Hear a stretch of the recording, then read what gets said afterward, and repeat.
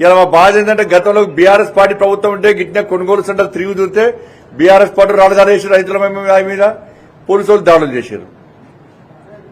మళ్ళీ ఇప్పుడు గదే మేము కొనుగోలు సెంటర్ చుట్టూ తిరిగేది మేమే, మళ్ళా రైతులకు భరోసా కల్పించేది మేమే. కాబట్టి ఇటువంటి పరిస్థితుల్లో రైతుల పరిస్థితి ఏంది? కాంగ్రెస్ పార్టీ ఇచ్చిన హామీలను నెరవేర్చుకుంటుందా, నెరవేర్చదా? రైతులు కొనుగోలు గల ప్రభుత్వాలు రైతుల మీద మంచి ఆలోచన ఉంటే కొనుగోలు కేంద్రానికి ఆ సెంటర్కు వడ్లు వచ్చిన వెంటనే వాటిని పూర్తి బాధ్యతగా రాష్ట్ర ప్రభుత్వం వహించాలి. వర్షం పడ్డా ఏది పడ్డా కూడా కొనుగోలు కేంద్రానికి వడ్లు తీసుకొచ్చిన తర్వాత ధాన్యం తీసుకొచ్చిన తర్వాత దాని మీద పూర్తిగా ఆ రెస్పాన్సిబిలిటీ మొత్తం కూడా రాష్ట్ర ప్రభుత్వాలు భరించాలి. అప్పుడు రైతుకు భరోసా ఉంటుంది. మీరు సెంటర్కి వచ్చే వాళ్ళు వచ్చే వర్షం పడుతుందా, కనీసం సౌకర్యాలు ఇవ్వాలా, కేంద్రం ఇచ్చే సౌకర్యాలు వాడుకోరు, ఊరికి మబ్బు వస్తున్నది, వర్షాలు పడే ప్రమాదం ఉంది. కాబట్టి ఇటువంటి పరిస్థితుల్లో రైతులకు భరోసా కల్పించాల్సిన బాధ్యత రాష్ట్ర ప్రభుత్వం మీద ఉంది. దాంతోపాటు 6 గ్యారెంటీలు అమలు చేస్తామని చెప్పి కాంగ్రెస్ పార్టీలు చెప్తున్నారు, మంత్రులు చెప్తున్నారు. ఇవాళ కాంగ్రెస్ పార్టీ ఎమ్మెల్యేల పరిస్థితి ఏంటంటే ఈ పార్లమెంట్ ఎన్నికల ప్రచారంలో కాంగ్రెస్ పార్టీ శాసనసభ్యులు తిరగలేని పరిస్థితి వచ్చింది.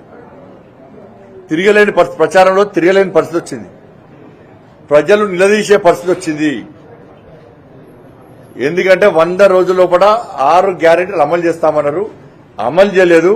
కొంతమంది మంత్రులు అవగాహన లేకుండా అబద్దాలు ఆడుతూ 6 గ్యారెంటీలు అమలు చేస్తామని చెప్పడం వల్ల ప్రజల లోపల అయోమయం వల్ల నెలకొంది. కాబట్టి కాంగ్రెస్ పార్టీ శాసనసభ్యులందరూ కూడా ఇవాళ ఇబ్బందులు పడే పరిస్థితి వచ్చింది. వాళ్ళు బయటికి చెప్పలేక, కక్కలేక, మింగలేక ఉన్నారు. ఎందుకంటే 2500 రూపాయలు మహిళల అకౌంట్లో ఇస్తున్నారు, వెయ్యలేదు. ప్రజలు పరిశీలిస్తున్నారు. 6 గ్యారెంటీలు అమలు చేస్తామంటున్నారు. 4000 రూపాయలు ఆసరా పెన్షన్ ఇస్తున్నారు, ఇయ్యలేదు. వీళ్ళు అమలు చేస్తామంటున్నారు. ఎవరికి ఇచ్చినది? ప్రజలు పరిశీలిస్తున్నారు. కాంగ్రెస్ పార్టీ ఏమో తిరగలేని పరిస్థితి. 5 లక్షల రూపాయలు ఇల్లు జాగాలు లేని వాళ్ళకి ఇస్తున్నారు, ఇయ్యలేదు. వాళ్ళు 6 గ్యారెంటీలు అమలు చేస్తామంటున్నారు. రుణమాఫీ చేస్తున్నారు, 2 లక్షల రూపాయలు చేయలేదు, అయిపోయింది, అమలు చేస్తామంటున్నారు. బోనస్ ఇస్తా అన్నారు, ఇయ్యలేదు. ఇప్పటివరకు కూడా తరుగుతాలే కూడా కొంటా అన్నారు, కొనలేదు. హామీ నెరవేర్చమంటున్నారు. వారికి 5 లక్షల భరోసా కార్డు విద్యార్థులకు ఇస్తున్నారు, నెరవేర్చలేదు, అయిపోయింది అంటున్నారు. మరి 6 గ్యారెంటీ ఎక్కడ అమలు చేశారు? ఏ దేశంలో అమలు చేశారు? ఏ రాష్ట్రంలో అమలు చేశారు? ఆ కర్ణాటక 6 గ్యారెంటీల పేరు చెప్పి ఈడ ఎన్నికల 6 గ్యారెంటీలు అన్నారు. ఆడ ప్రజలు రోడ్డు మీద ఎక్కిర్రు. ఇలా కరెంటు లేదు, నీళ్లు లేవు, తినలేని పరిస్థితి. ఆడ పేరు చెప్పి ఈడ ఎన్నికల్లో పోటీ చేసి గెలిచారు. ఇప్పుడు కర్ణాటక, తెలంగాణ పేరు చెప్పి దేశంలో పాంచినాయ పేరుతో మళ్ళా కొత్త ఎజెండా స్టార్ట్ చేశారు. కానీ మోసం అంటేనే కాంగ్రెస్ పార్టీ.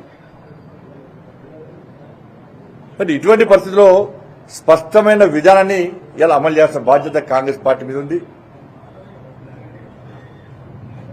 ఈ గ్యారెంటీలు ఎప్పుడు అమలు చేస్తారో చెప్పాల్సిన బాధ్యత ఉంది.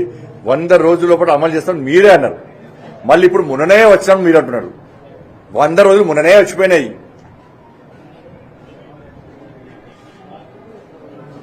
కాబట్టి ఇవన్నీ విషయంలో ప్రజలు ఆలోచించిన తర్వాతనే ఇలా నరేంద్ర మోడీ గారి ప్రభుత్వం దేశంలో రావాల్సిందే.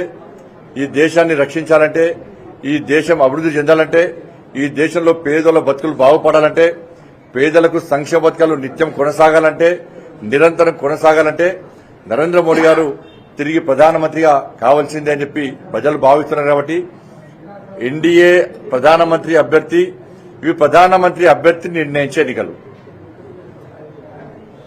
గతంలో కాంగ్రెస్ పార్టీ దేశాన్ని పాలించింది, భారతీయ జనతా పార్టీ ఇప్పుడు అధికారంలో ఉంది. కాబట్టి ప్రధానమంత్రి అభ్యర్థులను ప్రకటించడంలో ఇబ్బంది ఉండదు.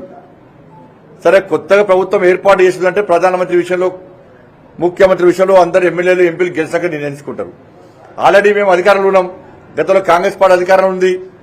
ప్రధానమంత్రి అభ్యర్థి ఎవరో ఇంతవరకు కాంగ్రెస్ పార్టీ స్పష్టం చేయలేకపోతున్నది. ఎవరు చూసి ఓట్లేమంటారు. మీ దానిలో ప్రధానమంత్రి అభ్యర్థిని ఎవరు చూసి ఓట్లేమంటారో చెప్పలేకపోతే కాంగ్రెస్ పార్టీ. ఈ దేశాన్ని రక్షించే వాళ్ళు ఎవరు మీ దానిలా? ఈ దేశాన్ని అభివృద్ధి చేసే వ్యక్తి ఎవరు మీ పార్టీలా, మీ ఐఎన్డీఏలా? ఎవరు చూసి ఓట్లేమంటారు?